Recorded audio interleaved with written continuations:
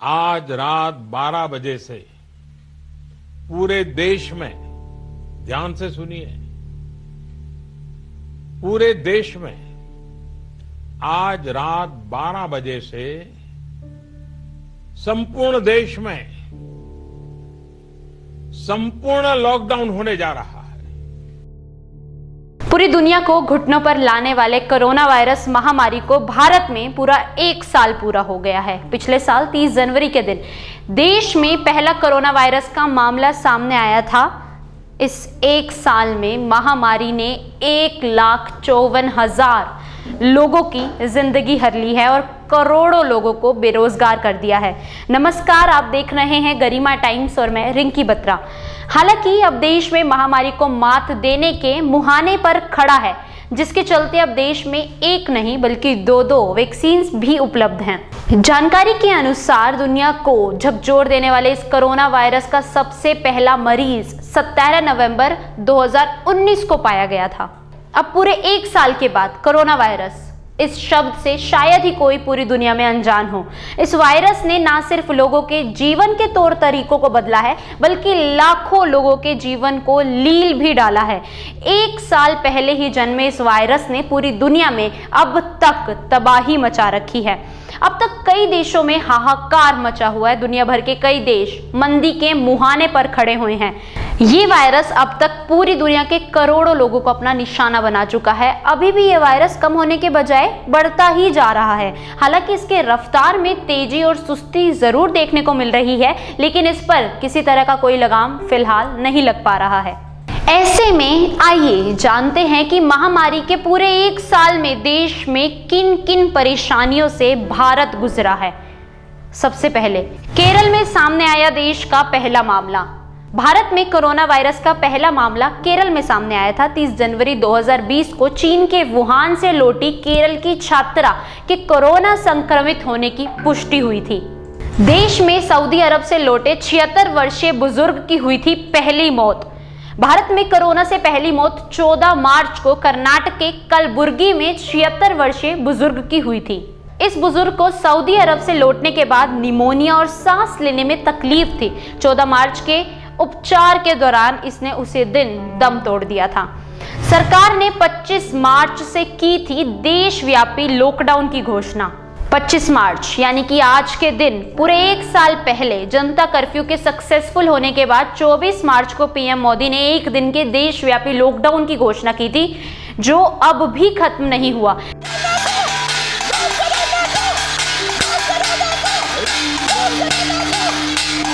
पहले किस तरीके से हर शहर में, हर गली, हर कस्बे में लॉकडाउन था, लेकिन अब भी देश में परेशानियों का सिलसिला इसी तरीके से बरकरार है और फिलहाल देश में कई हिस्सों में लॉकडाउन भी है। लॉकडाउन में प्रवासी मजदूरों सहित करोड़ों की छीनी नौकरी।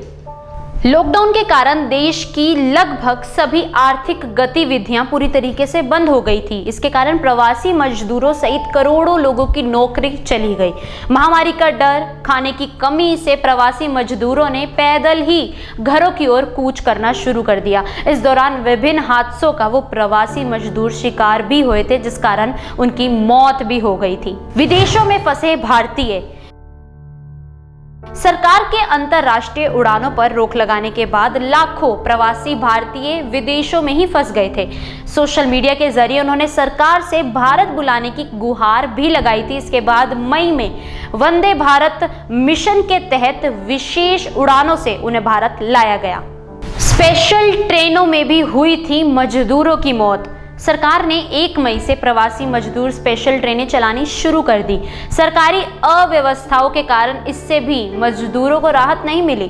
ट्रेनों में श्रमिकों को समय पर खाना पानी नहीं मिला। इसके कारण इन ट्रेनों में यात्रा के दौरान कुल 84 मजदूरों की मौत भी हो गई थी।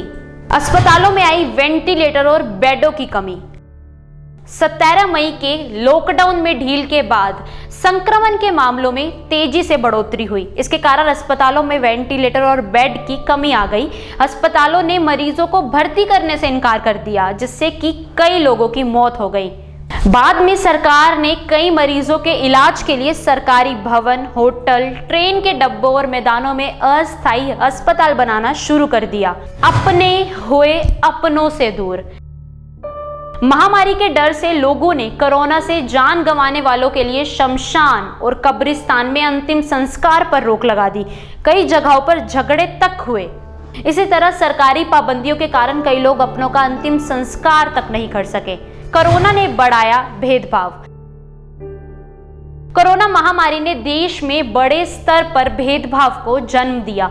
महामारी के डर से लोग अपनी जान पर खेलकर मरीजों की जान बचाने वाले डॉक्टर और चिकित्सा कर्मियों में भेदभाव करने लगे थे। उत्तर प्रदेश, मध्य प्रदेश, पंजाब सहित अन्य राज्यों में चिकित्सा कर्मियों, डॉक्टरों पर हमले किए गए। वीडियो साथ साथ आपको दिखाई जा रही है। इनके गांवों में घुसने पर रोक तक लगा दी थी। सरकार ने इससे निपटने के लिए 22 अप्रैल को राष्ट्रीय महामारी कानून में बदलाव कर एक नया अध्यादेश पारित किया, जिसमें चिकित्सा टीम पर हमला करने वाले दोषियों को 7 साल की जेल, 5 लाख रुपए जुर्माने का प्रावधान बनाया गया था।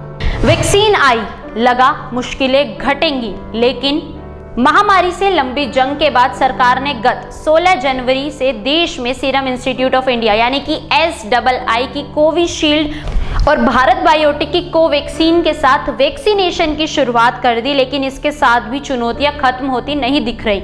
लोग वैक्सीन लगवाने से अभी भी कतरा रहे हैं। हालांकि अब बुजुर्ग लोगों के साथ साथ 45 से 60 उम्र के लोगों को वैक्सीन लगवाई जा रही है। वर्तमान में ये है महामारी की स्थिति। भारत में पिछले 24 घंटे में कोरोना वायरस मामलों में लगातार तेजी देखने को मिल रही है। केंद्रीय स्वास्थ्य मंत्रालय के आंकड़ों के अनुसार नए मरीजों के साथ ही देश में संक्रमण के मामले बढ़कर 1,16,46,081 हो गए हैं। तीसरे नंबर पर हरियाणा 398% बढ़े केस। महाराष्ट्र और पंजाब के बाद हरियाणा तीसरे नंबर पर आ चुका है, जहां कोरोना केसेस की संख्या लगातार बढ़ती जा रही है। अकेले गुरुग्राम में, जी हां, अकेले गुरुग्राम में एक दिन में कोरोना के 104 नए मामले रिपोर्ट किए गए। 84 दिन बाद ऐसा हुआ जब गुरुग्राम में 100 से ज्यादा नए मामले सामने आए हैं। प्रदेश में फैल रही कोरोना की दूसरी लहर को लेकर हुई इस बैठक में गृह मंत्री अनिल विज ने सभी अधिकारियों को कड़े शब्दों में प्रदेश में सख्ती बढ़ाने के निर्देश दिए हैं। विज ने स्पष्ट रूप में कहा है कि वो अभी किसी तरह से लॉकडाउन या नाइट कर्फ्यू के पक्ष में नहीं है। ऐसे में कोरोना संक्रमण की रोकथाम के लिए सख्ती ही एकमात्र बचाव का जरिया है। इसी पर वीरवार को सीएम मनोहर लाल खट्टर ने कोरोना के खिलाफ सख्त कदम उठाने के निर्देश दिए हैं। उन्होंने कहा है कि 31 मार्च तक ये अध्ययन किया जाएगा, जिसके बाद ये डिसाइड किया जाएगा कि हरियाणा सरकार कोरोना के मामलों को रोकने के लिए क्या कुछ कदम उठा सकती है। सीएम ने यह भी स्पष्ट किया है कि लोगों को जागरूक किया जाएगा, क्योंकि जान है तो जहान है। अब बात करते हैं हरियाणा में कोरोना के मामलों की।